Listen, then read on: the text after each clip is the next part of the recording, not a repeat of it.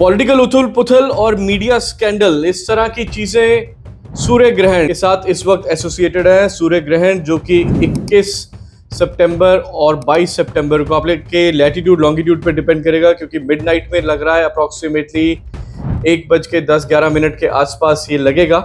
इसके impact astronomically astrologically कैसे आएंगे, क्या रेमेडी हो सकती है, इस बारे में आज हम डिटेल में बात करते हैं।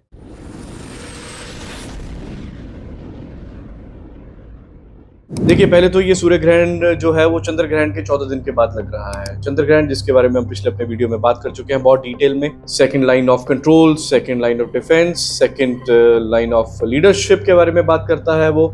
इस बार जो हम बात कर रहे हैं सूर्य, जो कि first line of leadership, first line of defence, इनके बारे में बात करेगा। बहुत ज्यादा इम्पैक्टफुल देखने को मिलेगा। देखिए, सूर्य ग्रहण जो लग रहा है वो इस बार लग रहा है 6 नंबर की राशि में, जिसको हम कन्या या कि वर्गो राशि भी कहते हैं। यहाँ पर सूर्य विद्यमान है और चंद्रमा आके इनके साथ में बैठ जाएंगे, जो कि ठीक 14 दिन के बाद लगेगा चंद्र ग्रहण के। देखिए, चंद्रमा कंबस्ट हो जाएंगे सूर्य के साथ बैठने की वजह से कन्या राशि में। उसका इम्पैक्ट अलग अलग तरह से आएगा, अलग अलग तरह से देखा जाएगा। डिपेंड करता है कि आप कौन से लैटिट्यूड लॉन्गिट्यूड पे, जिसकी वजह से क्या एसेंडेंट बनता है। उस एसेंडेंट की वजह से वो जिस हाउस में होगा, मोस्ट लाइकली अगर हम अपने इंडिया की बात करें तो ये आपके दूसरा एसेंडेंट यानी कि टॉरस, जेमिनी, इनमें से एक में बनेगा, तो ये चौथे या 5वें घर में आएगा। पहले हम मुंडेन यानी कि पॉलिटिकल यानी कि ओवरऑल वर्ल्ड के बारे में बात कर लेते हैं, किस तरह का इम्पैक्ट आएगा। अप्रॉक्सीमेटली आपको ये इम्पैक्ट 35 डेज टू 45 डेज के बीच में देखने को मिलना शुरू होगा। और ये इम्पैक्ट बहुत ज़्यादा, कुछ स्कैंडल्स, कुछ जुडिशरी से रिलेटेड, कुछ पॉलिटिकल एक्टिविटी से लेके रिलेटेड बहुत ज़्यादा वॉलेटिलिटी अपने को देखने को मिल सकती है। शेयर मार्केट में बहुत ज़्यादा वॉलेटिलिटी आ सकती है जो आपको देखने को मिल सकती है। इसकी वजह से फाइनेंशियल ट्रांजैक्शंस पे बहुत ज़्यादा इम्पैक्ट आ सकता है। किसी बहुत बड़े पॉलिटिकल फिगर का कोई हताहत होने की संभावना भी दिखती है। कुछ ऐसा दिखता है जहाँ पर बहुत बड़ा पब्लिक अनरेस्ट की संभावना, कोई वॉल्केनो एरप्शन, बहुत बड़ी कोई नेचुरल क्लैमिटी जो अर्थ से रिलेटेड होगी, अर्थ के अंदर हो सकती है, अर्थ के कोर में हो सकती है, अर्थ के ऊपर आने वाली जो कि नेचुरल चीज़ें जैसे कि सुनामी, अर्थक्वेक, वॉल्केनो, इस तरह की चीज़ें, और इनकी वजह से आंसलरी जो चीज़ें हैं वो होती इस वक्त दिखती हैं। क्रॉप्स का नुकसान होता हुआ दिखता है इसमें, स्पेशली वीट और इस तरह की जो खाने वाली हमारे अनाज है उसका नुकसान होता हुआ दिखता है इसमें। ये सारी चीज़ें दिख रही हैं। एजुकेशन के रिलेटेड कुछ नए रिफॉर्म्स आने की भी पूरी उम्मीद है। कुछ नई चीज़ें ऐसी आएंगी जो कि पुरानी हिस्ट्री को हटा सकती हैं, नई हिस्ट्री लेकर आ सकती हैं। कुछ ऐसे तथ्य हैं जो पुराने छुपे हुए हैं, जो उजागर होने शुरू हो सकते हैं इस दौरान। ये सारी इम्पैक्ट्स आएंगे। इसके अलावा आपकी कुंडली में, जन्म कुंडली में आपकी सूर्य की क्या पोजीशन है, अगर तो वो छठे ही राशि में है यानी कि कन्या राशि में है या कि वर्गो में है, और वही आपका अगर एसेंडेंट यानी कि लगन बन गया है, या आपका 5वां या चौथा हाउस बन गया है, या फिर वो आपकी राशि है यानी कि चंद्रमा असल में ही आपकी जन्म कुंडली में भी यहीं बैठे हुए थे, यहाँ पर वो अब आएंगे यानी कि 6 नंबर की राशि में, तो ये बहुत ज़्यादा इम्पैक्ट आएगा। देखिए, 6 नंबर की राशि 12 नंबर की राशि जो कि पाइसेस है उसके ठीक सामने है, और वहाँ पर जो कि शनि है वो वक्री है इस दौरान, और वक्री होने की वजह से वो ठीक अपनी सामने की 7वीं दृष्टि जो कि 180 डिग्रीज पे है वो यहाँ पर भी डालेंगे चंद्रमा के ऊपर। चंद्रमा को परेशान करेंगे, सूर्य के ऊपर तो आ ही जाएगी, तो इसका परेशानी का सबब बन जाएगा, जिसकी वजह से बहुत सारी ऐसी एक्टिविटीज़ होंगी जहाँ पर आपको लगेगा कि मैं अभी तरक्की कर रहा हूँ, मेरी प्रमोशन ड्यू है, सब कुछ ड्यू है, अप्रेजल अच्छा आ गया, लेकिन लास्ट मोमेंट में पता चलेगा कि प्रमोशन तो हुई लेकिन वो ड्राई प्रमोशन थी, पैसे नहीं मिले। या ऐसा हो सकता है कि जिस बिजनेस डील में आप बात कर रहे थे, आपकी बिजनेस डील सब कुछ ठीक हो गया, आपको आपकी पेमेंट्स मिल गई, लेकिन आपको जो आपकी फाइनल पेमेंट मिलनी थी जिसमें आपका प्रॉफिट मार्जिन आना था वो कट गई, या नहीं मिली, या मर गई, या देने वाला जो इंसान है वो हताहत हो गया और आप तक नहीं पहुंची। इस तरह की चीज़ें आपको देखने को मिलेगी। यानी कि आपको संतोष तो होगा कि मैंने बहुत सारे प्रॉफिट कमाया है, मेरे को फ्यूचर में आने वाला है, लेकिन वो फ्यूचर डार्क में चला जाएगा। इस तरह की चीज़ें होने की बहुत ज़्यादा संभावना है, स्पेशली जिन जिन राशियों की या जिन जिन लग्नों की मैं बात कर रहा हूँ। यानी कि 3 नंबर का लगन जो कि बुध से एसोसिएटेड है, 6 नंबर का लगन जिसमें मैं बात कर रहा हूँ जेमिनी और वर्गो की, इसके अलावा पाइसेस आपके साथ भी है, इसके अलावा 5 नंबर का लगन लियो लगन अगर आपका है तो आपको भी इस तरह की कोई चीज़ देखने को मिल सकती है जहाँ पैसे का नुकसान हो सकता है। अगर आपका कर्क लगन है यानी कि कैंसर है तो आपको अब्रॉड जाने में थोड़ी मदद मिल सकती है इस वक्त।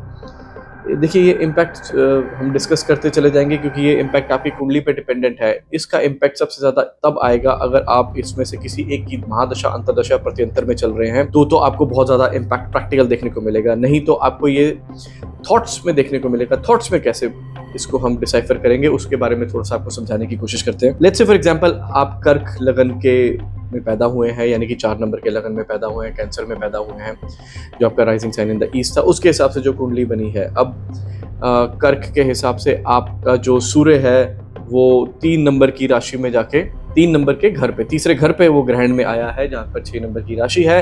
6 नंबर की राशि का मतलब जैसे मैंने पहले कहा कि वर्गो है, कन्या है, वहां पर आके ये हुआ है।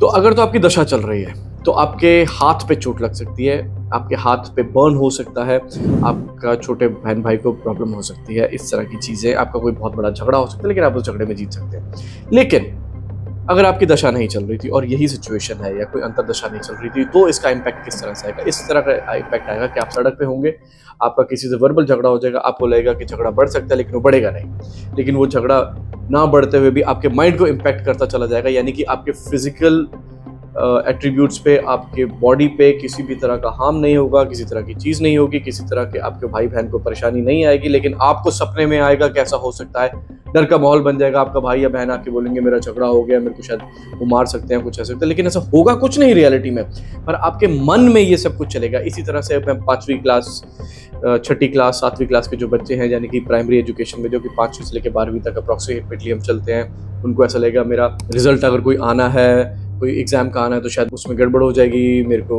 बेनिफिट नहीं मिलेगा, लेकिन ये उनके दिमाग में होगा, रियलिटी में ऐसा नहीं होगा। वो स्कोर नंबर भी कर देंगे लेकिन मन में ही मन वो डरते रहेंगे। आपका कोई अफेयर होगा या आपका कोई पार्टनर है जिसके साथ आपका प्यार का संबंध है, लेकिन आपको उस पर शक होना शुरू हो जाएगा जबकि वो कुछ नहीं कर रहा होगा। लेकिन हाँ, अगर दशा चल रही है, अंतर्दशा चल रही है, प्रत्यंतरदशा चल रही है, तो जो आपके दिमाग में आ रहा होगा वो सच में हो भी रहा होगा। इसका इम्पैक्ट इस तरह से बदलेगा।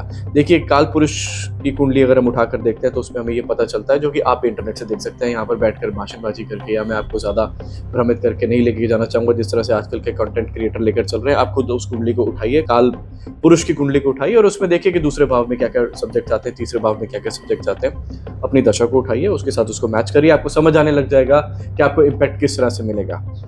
हाँ, रेमेडी करनी मुश्किल होती है क्योंकि इस बार प्लैनेट्स बड़े सारे आपस में उलझे हुए हैं।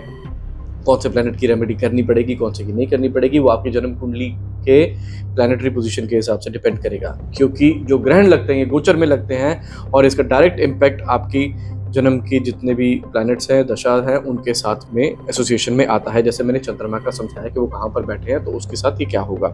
इसी दौरान अगर आपकी 7.5 चल रही थी तो उसके इम्पैक्ट्स बहुत ज़्यादा होंगे। एक बेसिक उपाय करने की बहुत ज़्यादा अच्छी ज़रूरत है। यहाँ पर देखिए, एजुकेशन, अगर आप किसी बच्चों की एजुकेशन को, प्राइमरी एजुकेशन को स्पेशली स्पॉन्सर कर सकते हैं तो उसको स्पॉन्सर करने की कोशिश करिए।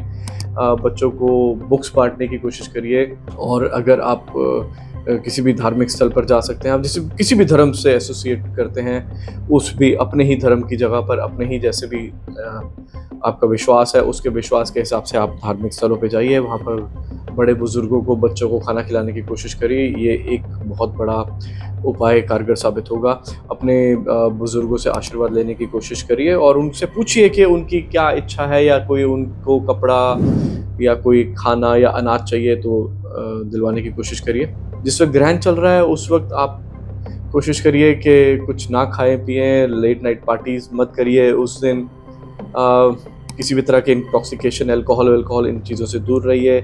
सुबह ग्रहण के टाइम पूरा हो जाने के बाद कोशिश करिए, बल्कि ज़रूर करिए, नहा लीजिए। नहाने के बाद उस पानी को हम वैसे भी जाने देते हैं नाली में, तो उसको कोशिश करिएगा कि किसी भी तरह का पानी बाल्टी में, अगर आप बाल्टी से नहा रहे तो रह ना जाए, सारे पानी को उड़ेल दीजिएगा, क्लियर कर दीजिएगा, कोई मग में ना रह जाए। कोशिश करिए कि वो पानी का कोई भी कंटेंट आपकी वॉशरूम में ना रह जाए, वो निकल जाए। कपड़ों को धो दीजिएगा, सुखा दीजिएगा। उंगली सुखाने के बाद घर के अंदर लेकर आइएगा, गीले कपड़ों को घर में मत रखिएगा। ये उपाय कर लेना बेसिक्स है, पर लेकिन ये आपको बहुत ज़्यादा फ़ायदेमंद रहेंगे। सुबह उठ के सूर्य को अगर आप जल चढ़ा सकते हैं तो बहुत अच्छी बात है। लेकिन अगर आपका कोई ऐसा काम है जो आपको इतनी परमिशन नहीं देता और आप शायद 10, 15, 25 सेकंड नहीं निकाल पाएंगे तो कोई बात नहीं, सिर्फ भगवान को हाथ जोड़ के नमस्कार कर दीजिए सूर्यदेव को, बोली थी धन्यवाद एक नया सूर्य दर्शन देने के लिए। और इसके अलावा जैसे मैंने बात करा कि हाँ, क्योंकि पांचवें घर में हुए हैं तो स्पेकुलेशन में थोड़ी दिक्कत आ सकती है। अगर आपके पांचवें घर के प्लैनेट्स जो कि शेयर मार्केट से रिलेटेड, स्पेकुलेशन से रिलेटेड, किसी भी तरह के जुए से रिलेटेड हैं, और अफेयर से रिलेटेड हैं, लव से रिलेटेड हैं, अगर वो आपकी जन्म कुंडली में स्ट्रांग नहीं है तो इस वक्त वो इम्पैक्ट बहुत ज़्यादा आएगा आपको, क्योंकि पांचवें घर में ही बहुत सारे लैटिट्यूड लॉन्गिट्यूड हो रहे हैं। तो इसलिए किसी भी र्यूमर पे यकीन करने से पहले थोड़ा अपने मन में धैर्य रखिएगा, थोड़ा सोच लीजिएगा, थोड़ा समझने की कोशिश करिएगा, थोड़ी सी जांच पड़ताल कर लेने की कोशिश करिएगा। कोई भी फाइनेंशियल डिसीजन लेने से पहले अपने आप को थोड़ा सा रिसर्च की तरफ ज़रूर लेके जाइएगा। विश्वास मत करिएगा कि किसी ने बोला कि ये शेयर ले लो तो वो ले लिया, वो शेयर ले लो तो ये ले लिया। मेटल के शेयर में आपको बहुत ज़्यादा वॉलेटिलिटी और देखने को मिलेगी, लेकिन इस बार ये पॉजिटिव वॉलेटिलिटी की तरफ जाएगा। अप्रॉक्सीमेटली नवंबर के बाद से आपको ये शेयर भी ऊपर जाते हुए दिख सकते हैं मेटल्स के, क्योंकि सूर्य मेटल का भी कारक है, गोल्ड का भी कारक है, लेकिन ये अप्रॉक्सीमेटली 35 से 40 दिन के बाद आपको देखने को मिलेगा। तो हम कह सकते हैं कि अपनी जन्म कुंडली के हिसाब से आप हमें अपना डेट टाइम प्लेस कमेंट में छोड़ सकते हैं। हम जैसे भी मौका मिलेगा आपको उसका आपके हिसाब से आपका पर्टिकुलर उपाय बताने की कोशिश करेंगे। नहीं तो आप स्क्रीनशॉट लगाइए, अपनी लगन कुंडली का ही लगा दीजिए इसमें, और स्क्रीनशॉट लगा के हम देख लेंगे कि कैसी प्लैनेटरी पोजीशन और आप क्या जनरल उपाय कर सकते हैं जो आपकी मदद कर सके। बने रहिए। हरे कृष्ण।